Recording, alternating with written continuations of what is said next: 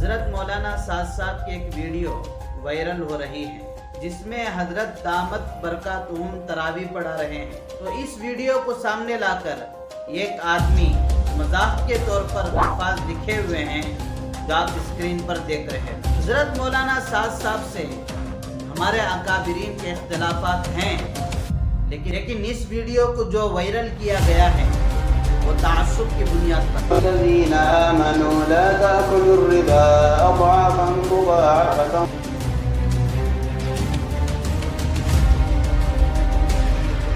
السلام علیکم ورحمۃ اللہ وبرکاتہ۔ حضرت مولانا سعد صاحب کی ایک ویڈیو وائرل ہو رہی ہے جس میں حضرت دامت برکاتہم تراویح پڑھا رہے ہیں، لیکن آیت بھولنے کی وجہ سے یا آیت آگے پیچھے ہونے کی وجہ سے پیچھے سے ایک مقتدی لقمہ دے رہے ہیں۔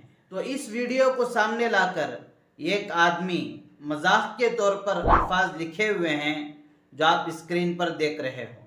تو وہ آپ الفاظ سنیے کیا لکھے ہوئے ہیں۔ سبحان اللہ، کیا بہترین قرآن یاد ہے۔ غالباز فرقے کے امیر المؤمنین، خلیفۃ المسلمین، ابدال وقت، پیر کامل، شیخ الکل فی الکل، آخری مفسر، آخری محدث، مدبر زمان، محقق دوران، شہنشاہ خطابت، حضرت علیہ ما علیہ مولانا حافظ و قاری الحاج سعد صاحب کاندلوی تراویح میں قرآن سنا رہے ہیں۔ کیا ہی بہترین قرآن یاد ہے حضرت کو، ہے نا؟ خبردار جو کسی نے مذاق اڑایا تو، ورنہ نظام الدین مرکز سے اس کے خلاف نامکمل ایمان ہونے یا جہنمی ہونے کا سرٹیفکیٹ جاری کر دیا جائے گا۔ تو اس آدمی کے لکھے ہوئے الفاظ کو تو آپ نے سن لیا۔ دیکھیے دو باتیں ہیں۔ نمبر ایک، شریعت میں اختلاف کے اصول کیا ہیں۔ نمبر دو، نماز میں لقمہ دینے اور لقمہ لینے کے سلسلے میں اسلامی تعلیمات کیا ہیں۔ تو پہلی بات کا خلاصہ یہ ہے، اختلاف امت میں ہوا ہے اور قیامت تک اختلاف ہوتا رہے گا، لیکن یہ اختلافات آپسی تعلقات ختم کرنے والا اور محبت و الفت میں کمی لانے والا نہ بنے۔ بڑے بڑے صحابہ اور بڑے بڑے فقہا کے درمیان اہم مسائل میں اختلاف رہا ہے، لیکن کبھی اختلاف آپسی تعلقات ختم ہونے کا ذریعہ نہیں بنا۔ اس کی بہت سی مثالیں تاریخ میں ملتی ہیں۔ حضرت مولانا سعد صاحب سے ہمارے اکابرین کے اختلافات ہیں، لیکن تعصب کی بنیاد پر نہیں۔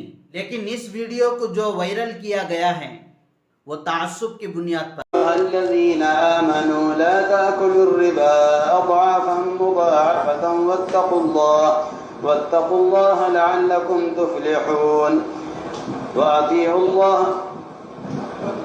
واتقوا النار التي أعدت للكافرين وأطيعوا الله وأطيعوا الرسول لعلكم ترحمون۔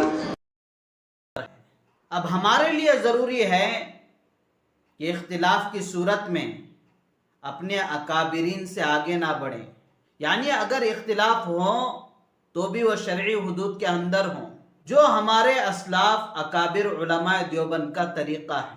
رہی دوسری بات لقمہ لینے اور لقمہ دینے کے سلسلے میں، حدیث پاک میں ہے، ابو داؤد کی روایت ہے کہ ایک مرتبہ آپ صلی اللہ علیہ وسلم نماز پڑھا رہے تھے، اور نماز میں جو قرات ہو رہی تھی درمیان سے آپ صلی اللہ علیہ وسلم نے کچھ چھوڑ دیا۔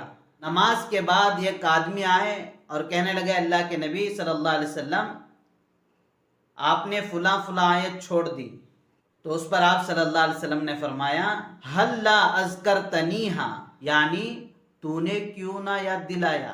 اور ایک ابو داؤد کی روایت ہے، ایک مرتبہ آپ صلی اللہ علیہ وسلم نماز پڑھا رہے تھے، قرات مشتبہ ہو گئی، یعنی بھول گئے یا آگے پیچھے ہو گئے۔ جب نماز سے فارغ ہوئے تو اللہ کے نبی صلی اللہ علیہ وسلم حضرت ابی بن کعب رضی اللہ عنہ سے فرمایا، کیا آپ نے میرے ساتھ نماز پڑھی ہے؟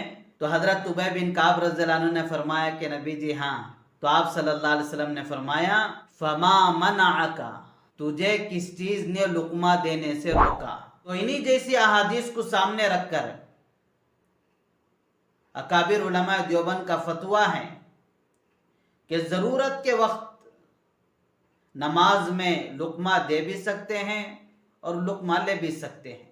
इन जैसी वीडियो को देखकर इंतशार का शिकार ना हो जाएं, बल्कि इत्तिहाद बाकी रखें।